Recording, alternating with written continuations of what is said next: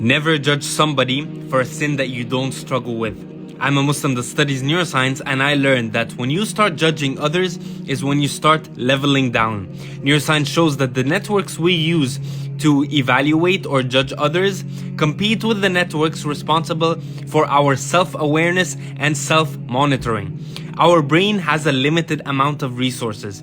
The more resources you use to judge others, the less resources you have to self-monitor and better yourself. You're also not going to judge yourself with the same type of energy you judge other people. We as humans have a bias called the fundamental attribution error, where you're going to attribute your own sins to external factors.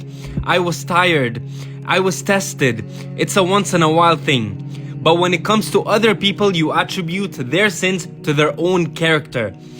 They're undisciplined, misguided, unmotivated. So pointless judging other people. What's the point for you to judge a woman that doesn't wear the hijab properly, but when it comes to backbiting, you're on top of the leaderboards? What's the point for you to judge a man with an addiction when you suffer from a different kind of addiction? They're all major sins. But we are going to be judged and ranked by Allah subhanahu wa ta'ala not based on who did which sin. It's based on who was able to tap into their God consciousness, their taqwa. Who was able to tap into their love for Allah and their fear of His punishment and restrain themselves from sinning. And even when they sin, they repented immediately. And just to note, judging is different than advising. When you see evil as a Muslim, it is your duty to say, my brother, my sister, this is wrong.